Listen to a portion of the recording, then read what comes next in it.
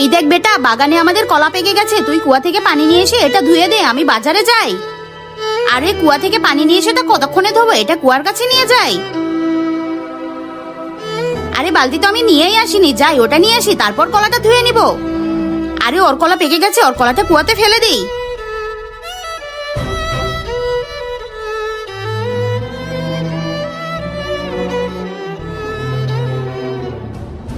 আরে আমার কলা, আরে আমার কলা তো কুয়াতে পড়ে গেছে, বাবা আসলে আমাকে অনেক বকা দিবে। কি হয়েছে বাচ্চা, কুয়াতে কেন দেখছো? আরে বাবা, এই কুয়াতে আমার কলা পড়ে গেছে, বাবা দেখলে আমাকে অনেক কথা শোনাবে। তুমি চিন্তা করো না বেটা, আমি তোমার কলা ফিরিয়ে দিচ্ছি। কিন্তু তার আগে তুমি যদি চাও তোমার মা জান্নাতে যাক, তাহলে ভিডিওটিতে লাইক করে চ্যানেলটি সাবস্ক্রাইব করে দাও। আর যদি চাও জাহান্নামে যাক, তাহলে কিছুই করতে হবে না, আর কমেন্টে মা লিখে যাও।